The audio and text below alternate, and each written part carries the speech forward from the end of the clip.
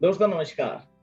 आप सभी का स्वागत है पॉसिबलर्स कॉग्निटिव फ्लेक्सिबिलिटी के शो में। आज हमारे साथ हैं श्री राकेश मित्तल जी, पतंजलि योग पीठ से सीधे संपर्क में जुड़े हैं और इनसे मैं इसीलिए प्रभावित हुआ हूं और कॉग्निटिव फ्लेक्सिबिलिटी का इन्होंने बखूबी से प्रैक्टिस किया। और वो समय था जब ये नवयुवक आज भी हैं जब इन्होंने पढ़ाई खत्म की, इंजीनियरिंग की, and as a mechanical engineer इन्होंने ज्वाइन किया जिंदल ग्रुप को। आप सोचो, एक नवयुवक जो पढ़ाई खत्म करता है इंजीनियरिंग की और मैकेनिकल इंजीनियर के तौर पर कार्यरत होता है एक बड़ी सी कंपनी जो नेशनल इंटरनेशनल नोन है, तो हमारे समाज के हिसाब से वो सेटल हो गया, उसको और कुछ करने की जरूरत नहीं। अब नेक्स्ट काम है, घर वाले उनकी शादी कराएंगे और वो भी अपने आप को समझा देता है कि नहीं, हो गया, सेटल हो गया, अब तो ठीक है, अपने घर में रह रहा हूँ, कार्य अच्छे कंपनी में कर रहा हूँ, अब शादी होगी, बच्चे होंगे, बस यही जीवन है। लेकिन मित्तल जी इज एन एक्सेप्शन। इन्होंने ऐसा नहीं सोचा। इन्होंने सोचा कि मैं समाज के लिए कुछ करूं, और उस समय भी अलग अलग शिफ्ट में कार्य करने के बावजूद भी ये 2:30-3 बजे उठ के आसपास के गांव में जाके लोगों को योग सिखा रहे थे, वो भी निशुल्क। तो आज पतंजलि योग पीठ से जुड़े हुए हैं, राष्ट्रीय स्तर पे योग प्रचार करते हैं और 400-500 से ज्यादा जिले जो हिंदुस्तान के हैं वहां पे उन्होंने जाके लोगों को योग सिखाया है। ना सिर्फ भारतवर्ष में, विदेशों में, जैसे ऑस्ट्रेलिया है, चीन है, इंग्लैंड है, ऐसे तमाम देशों में जाके इन्होंने योग का प्रचार किया है। आज करोड़ों लोग हिंदुस्तान में राकेश मित्तल जी के आभारी हैं, क्योंकि उनके जीवन में इन्होंने योग मिलाया है और योग से जोड़ा है लोगों। तो आज सिर्फ पतंजलि योग पीठ नहीं, पूरा देश मित्तल जी का सम्मान करता है, उनके निष्ठा, उनके कर्तव्य को सराहनीय मानते हैं हर।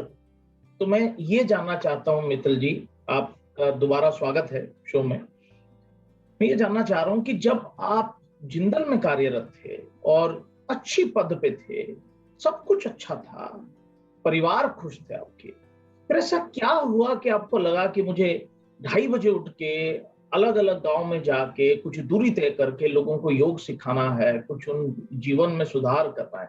ये कैसे आता है नवयुवक के दिल में?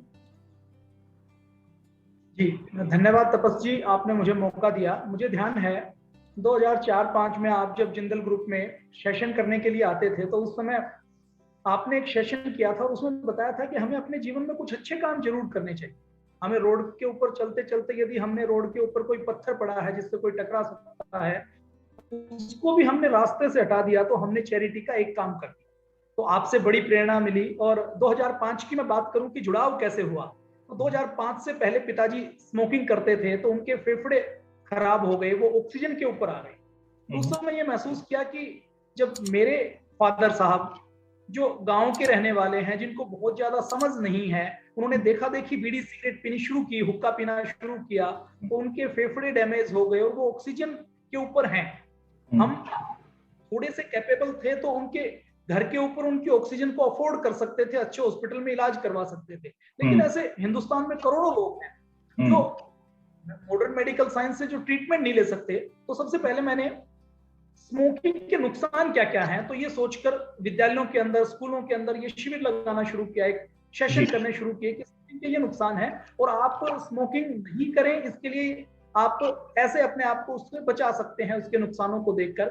उसके बाद ये यात्रा शुरू हुई। 2005 में मुझे हल्की सी एसिडिटी हुई, तो जब ट्रीटमेंट करवाया जिंदल हॉस्पिटल में तो उससे कोई आराम नहीं हुआ। तो फिर मैंने टीवी के ऊपर पूज्य स्वामी रामदेव जी महाराज को देखकर योग करना शुरू किया। योग से जुड़ा बचपन से था, 1995 से अखाड़े में जाते रहते थे, करते रहते थे। तो उस समय फिर जब योग किया तो उससे लाभ मिला। तो उसके बाद जब कुछ डाटा पता लगे कि अपने भारत के अंदर तो लगभग 70 करोड़ लोग ऐसे हैं जो गरीबी की रेखा से नीचे हैं, जो एलोपैथी की दवाई खा नहीं सकते। और फिर जब पूज्य स्वामी जी को सुना तो ये पाया कि ये जो एलोपैथी की दवाएं हैं, ये तो लोगों को मारने का काम करती हैं। अच्छी दवाएं भी हैं, इमरजेंसी की ट्रीटमेंट के लिए बहुत अच्छा है, लेकिन फिर भी ये दवाएं ऐसी हैं जिनकी रिएक्शन होती है या साइड इफेक्ट होता है। तो उस समय मन में ये संकल्प आया कि हमें योग सीखना है। तो योग टीचर बनकर तो ये संकल्प लिया कि हम 9 से 6 बजे तक हमें ड्यूटी करनी है। एक रिस्पॉन्सिबिलिटी है, तो कई बार हो सकता है 7 भी बज जाते थे, लेकिन फिर ये सोचा कि सुबह सुबह योग हम 2 घंटे करेंगे। तो केवल मुझे अकेले बैठकर योग नहीं करना, मुझे 100, 200, 500 व्यक्तियों के बीच में बैठकर योग करना है। तो सुबह 3:30 बजे, 3:15 बजे, 3 बजे उठकर 80-80 किलोमीटर दूर जाकर योग शिविर लगाना शुरू किया। और योग शिविरों में उस समय कहीं 1000, कहीं 500, कहीं 2000, कहीं 5000 ऐसे लोग आते थे। उनको 1 हफ्ते तक हम योग सिखाते थे और उसके बाद बताते थे कि इतना योग आप घर पर करें तो आप ठीक रह सकते हैं। उस समय एक प्रेरणा ने काम किया कि हमें अपने देश को, अपने समाज को अच्छा बनाना है। तो सुबह वो जो प्रेरणा थी कि जब पूज्य स्वामी जी सुबह रोज उठकर योग करवा सकते हैं, तो हम क्यों नहीं कर सकते, हम भी अपनी सोसाइटी को थोड़ा सा कंट्रीब्यूट करें, हम कोशिश करेंगे तो कुछ ना कुछ अच्छा हो। बहुत अच्छा। ये बहुत ही सराहनीय है, क्योंकि मुझे लगता है जैसे मित्तल जी के जीवन में, आपके जीवन में ऐसे प्रेरणा आए और एक सिचुएशन आई आपके सामने घर पर ही, और उसके बाद आपने उसको एक रूप दिया जो कि एक सामाजिक रूप में आपने लोगों की मदद की। कई लोगों के जीवन में ऐसे सिचुएशन आते हैं, कोई अड़चन होती है, कोई संघर्ष होता है, वो देखते हैं, लेकिन कई लोग अपने जीवन में भी उसको लागू करने में संभव नहीं होते, या कई लोगों के मन में ये भी नहीं आता कि मैं समाज में जाके करूं, या कुछ लोग अगर चाहते भी हैं समाज में जाके करूं तो रिजिडिटी इतनी होती है कि उनको लगता है मैं कैसे कर सकता हूं, मैं तो यहाँ ड्यूटी करूंगा, 8 घंटे यहाँ रहूंगा, फिर घर जाऊंगा, फिर ये करूंगा, मेरे पास इतना समय नहीं है। ये आपकी वो फ्लेक्सिबिलिटी है, एक ओपन माइंड है, जिसमें आपने विचार किया, समाज के बारे में सोचा, पहले पिताजी के बारे में सोचा, फिर आपने प्रेरणा ली स्वामी रामदेव जी से। तो ये फ्लेक्सिबिलिटी बड़ी अच्छी है। लेकिन उसके बाद जब आप ये करते रहे, दूसरी चीज मैं जानना चाहूंगा, और मैं चाहूंगा सारे दर्शकों को पता चले, फिर कैसे आपने पूरे अपने जीवन को योग के लिए समर्पित कर दिया पतंजलि योगपीठ में, और स्वामी जी के साथ जुड़े, और आज आप देश विदेश हर जगह योग का प्रचार करते हैं। तो कैसे वो जर्नी हुई जिंदल से और यहाँ तक? जी बिल्कुल। तपस्वी, जब मैंने योग शिविर लगाने शुरू किए थे तो ये सोचा था कि 9 से 6 बजे तक मेरी ड्यूटी है। मैं सुबह 3, 3:30 बजे उठकर उसके बाद लगातार मैं 8:30 बजे घर वापस पहुंचता था।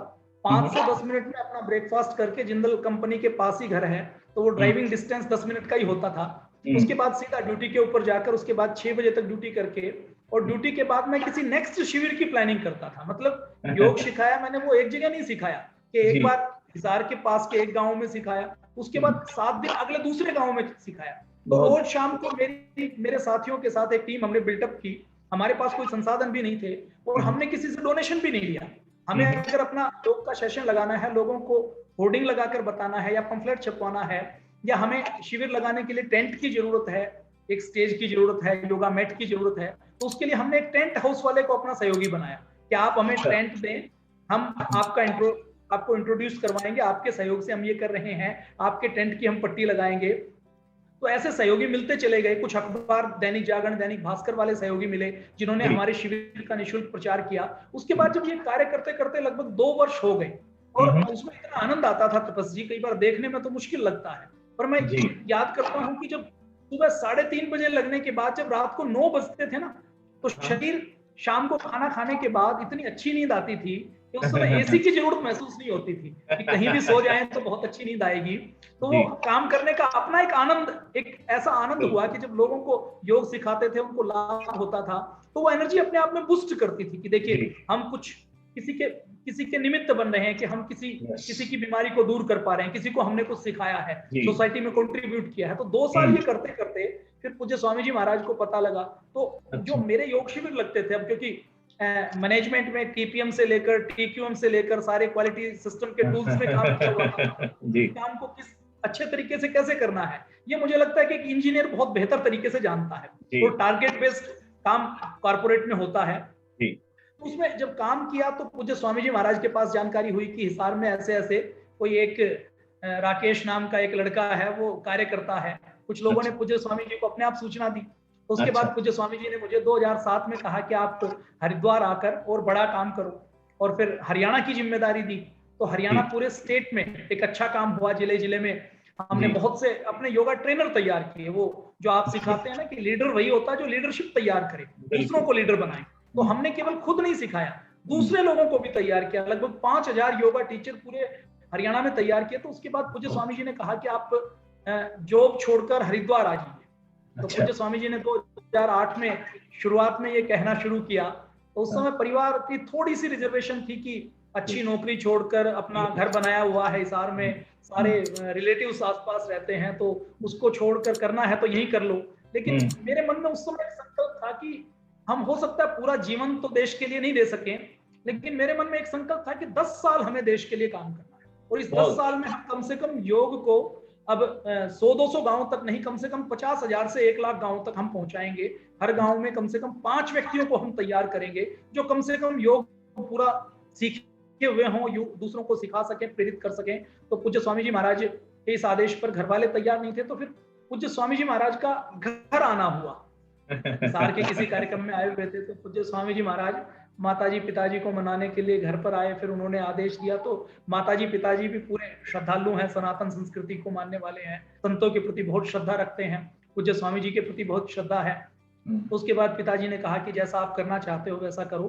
तो उसके बाद फिर 2008 में हरिद्वार आकर राष्ट्रीय स्तर पर पूज्य स्वामी जी महाराज ने एक दायित्व दिया, और उसके बाद फिर हमने संकल्प लिया कि हम गांव गांव तक इसको पहुंचाएंगे। क्योंकि अपने भारत के अंदर केवल 60,000 करोड़ का हेल्थ का बजट है। अमेरिका 80 लाख करोड़ रुपए खर्च करता है, और कितनी आबादी पर करता है? भारत की 30% आबादी पर करता है। भारत की 1/3 आबादी अमेरिका की आबादी है।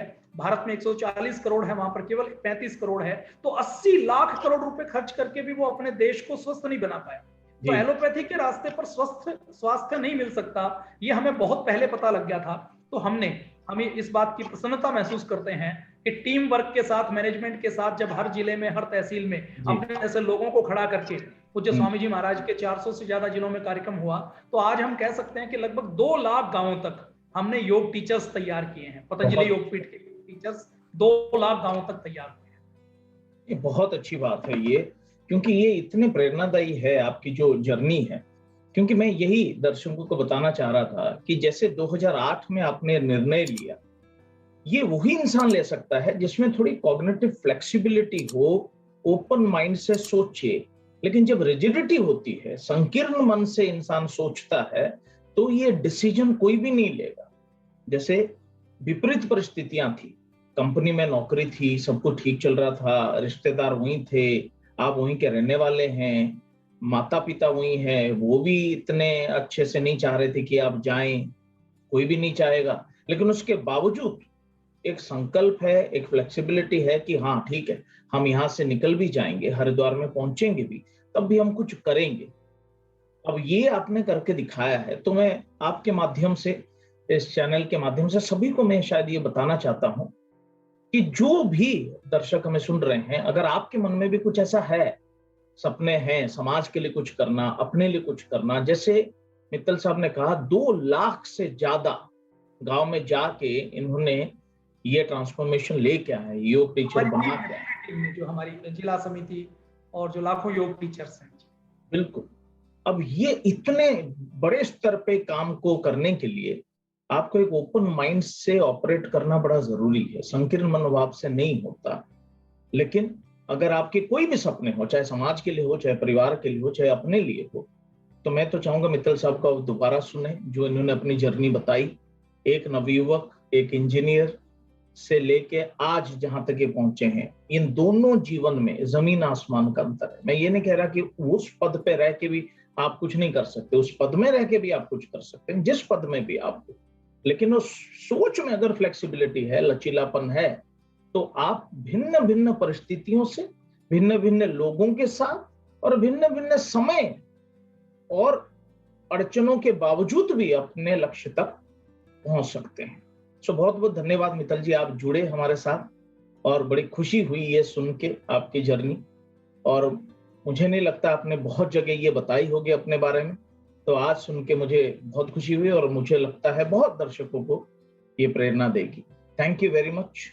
जुड़ने के लिए मुझे बहुत बहुत तपस्वी ध्यान है, आप 2004-5 में जो जिंदल में लीडरशिप की ट्रेनिंग करने के लिए आते थे, तो आपकी ट्रेनिंग का वो सेशन जो मुझे लगता है हो तो उसको 16 साल गए, लेकिन अब भी आंखों के अंदर आपकी वो ऊर्जा, आपकी वो एनर्जी और आपकी प्रेरणा सदा साथ रहती है। और आज हम जो कर पा रहे हैं उसमें मुझे लगता है आपका भी एक बड़ा योगदान है प्रेरित करने में। बहुत धन्यवाद, आपका बहुत बहुत धन्यवाद। बहुत बहुत धन्यवाद। Thank you, thank you.